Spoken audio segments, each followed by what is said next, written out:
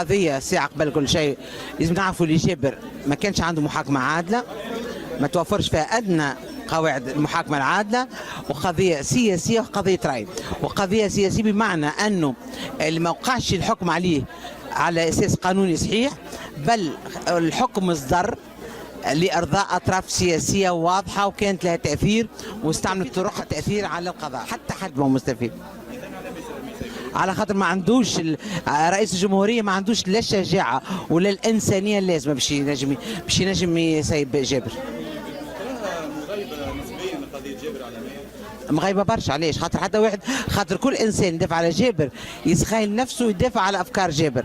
انا ما ندافعش على افكار جابر، لا على عمل جابر، ندافع على القانون، حسن تطبيق القانون، وعلى الشباب اللي ينجم يغلط وينجم يعبر وينجم يقول برشا حاجات، واحنا فما عشنا في طريقه نتعاملوا معاه مع غير القمع وغير القهر والسجن. انا عندي ثقه اللي شباب هذا حتى انسان ما نجم يسكته، وعندي انا اي سياسي ولا اي انسان في الحكم او خارج الحكم يتصور نفسه باش يرجع منظومه الاستبداد راهو ما فاهم شيء من تونس وما فاهم شيء من الشبيبه التونسيه اللي هي عملت ثوره واللي هي معناها في مده قصيره خدمت ونجحت اكثر من العمل نتاعنا على امتداد 10 سنين. قضيه جابر الماجري هي قضية فريدة من نوعها في تونس، على اعتبار أنه من الشباب الفاعلين والشباب اللي كانوا معناها مشاركين في الحراك الاجتماعي اللي صار من 17 ديسمبر ل 14 جانفي، الشباب الحركي اللي يمن مبادئ كونية حقوق الإنسان بينها حرية التعبير حرية الإعلام. يتفاجأ كما نتفاجئوا الناس الكل بأنه لمجرد معناها بث صورة من فيلم أو كاريكاتير يتهم بالإساءة إلى الرسول والدين الإسلامي، ويحكم بالسجن لمدة 7 سنوات ابتدائيا ومدعمة استئنافا. يعني غرابة الملف هذا من غرابة وضع حقوق الإنسان والحريات في تونس، اعتبارا أن الحكومة أعلنت منذ أول أياماتها أنها معادية لكل ما هو له علاقة بحرية الإنسان بحقوق الإنسان.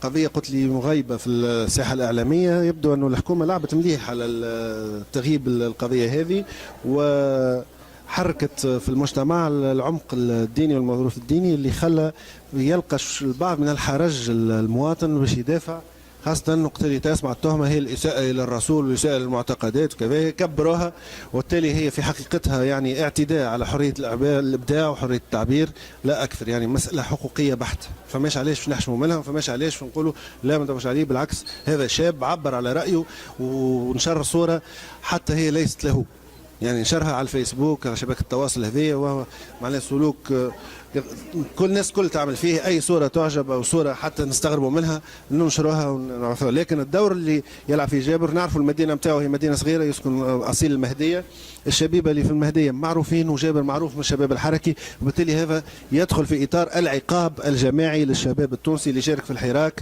على غرار معناها حقوق الشهداء، عائلات الشهداء وجرحى الثوره، اللي الى يومنا هذا نحن نحارب ونناضل من اجل الاعتراف بحقوقهم. مجرد الاعتراف، والقضاء العسكري يضرب بعرض الحائط كل هذه التضحيات كل هذه النضالات.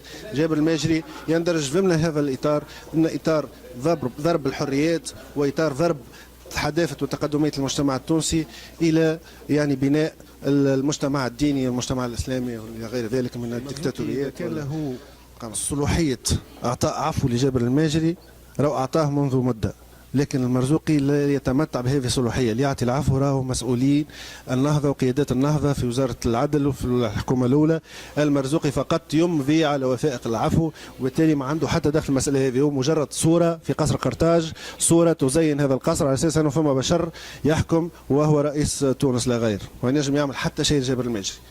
في البداية اليوم عملنا الندوة الصحفية هذه، هي نداء لإشعال شموع من أجل إطلاق سراح بيان سور ولد الكنز وجابر، اللي كنا نتصوروا أنه اليوم بعد وعود رئيس الجمهورية ووعود كثيرة جدا أنه يتم في إطار العفو والتشريع العام أنه يتم إطلاق سراحهم، لكن فما ناس خرجت وناس ما خرجتش. هالتفرقة ما بين الناس اللي تخرج وشنية لي كوز اليوم أصدقاء المنظمات المجتمع المدني بكل مكوناتها إيد واحدة اليوم حابة تعمل اليوم هذايا باش تشعل فيه شموع. وزيد تذكر اليوم أنه اليوم نحن نطالب بإطلاق سراح جابر، لأنه جابر يقبع في السجون، جابر في حالة نفسية غير مرضية بالمرة، جابر أمه ووالديه وعائلته واصدقائه يستنوا فيه كيف ولد الكنز، بغض النظر على كل حيثيات القضيه.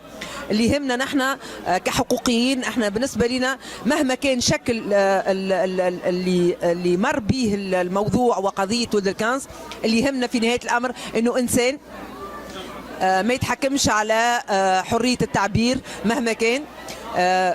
بالنسبه لنا انه اليوم نشوفوا انه الحريه قاعده تتضيق، انه حريه الاعلام قاعده تتضيق، انه كل مشروع اليوم اللي قامت عليه الثوره التونسيه وامن به الشباب، انه الشباب هو قاعد يدفع في الثمن على مستويات قضايا عده، تلفيق التهم ليه.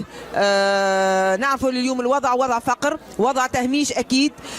شو نجم نشوفوا من شباب لم يلقى التنمية، لم يلقى الاهتمام، لم يلقى كل مصادر التنمية.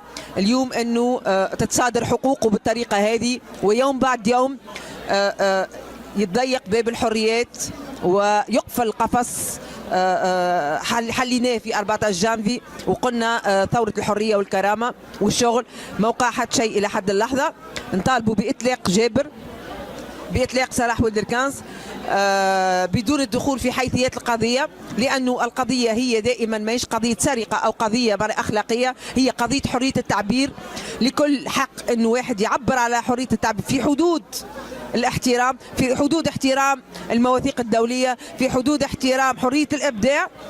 اليوم نقولوا رانا مش نقفوا وقفه كمجتمع مدني يد واحده، بالعكس تو زدنا توحدنا اكثر.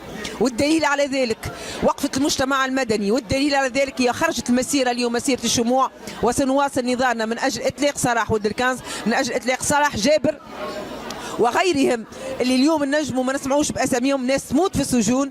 وهذا ماهوش تبلي وهذا مش تجني، لانه حقيقه ونقولوا لتبقى الحريه تشيع وتضيء درب شباب تونس. وان شاء الله نكونوا بالحق في انتقال ديمقراطي كما يظنون، انتقال ديمقراطي ينعى فيه شباب تونس بالمشاركه بحق الابداع والتعبير. واكيد انه عبروا من حاجه اكيده، من الغلبه ومن التهميش ومن الفقر، لانه كلام كما هكا ما يطلع كم القمع، ما يطلعش، لانه رابور كيغني رابور صحيح كيغني يطلع من الفقر من القمع، الكلمه تطلع من الوجيعه، تطلع من الواحد. فري ولد الكنز، فري جابر، فري غازي، فري كل واحد اليوم تشد على حريه الابداع والتعبير، على حريه الكلمه. وشكرا.